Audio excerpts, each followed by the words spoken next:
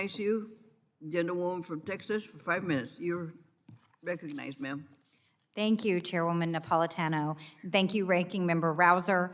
As a former member of this committee, I am proud and excited of the work we did together in the Water Resources Development Act of 2020, and I appreciate the opportunity to testify before the committee today about our community's priorities for water infrastructure investment in Houston and Harris County, Texas, for the benefit of our entire region in the Water Resources Development Act of 2022. I've submitted to the committee several priorities, including project-specific authorizations and policy changes that will build on the important work of this committee and on the historic bipartisan Infrastructure Investment and Jobs Act. There are two main drivers for our priorities, and I know they are the priorities of this committee and of this Congress. First, to support economic growth through infrastructure investment, facilitating that investment and partnerships in that effort. And second, to make our communities safer and more resilient through infrastructure investment.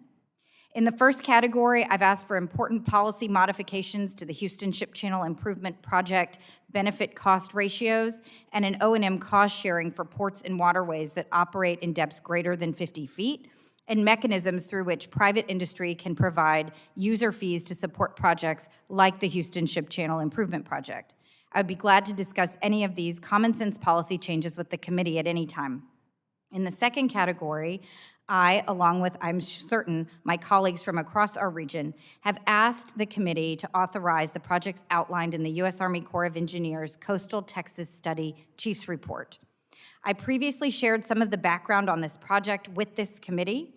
Texans have spent more than a decade imagining, designing, and working to address the historic events that we have experienced in our recent past, from Hurricane Ike to Hurricane Harvey, with an eye toward the future, with an understanding of the challenges that face us, and what that means to us is building infrastructure that is resilient to floods, storms, and other threats, and that's not fragile in the face of these increasing risks.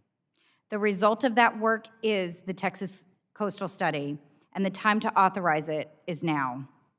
The project was developed as a result of a comprehensive study led by the Corps in partnership with the Texas General Land Office to identify feasible projects that would reduce risks to public health and the economy, restore critical ecosystems, and advance coastal resiliency.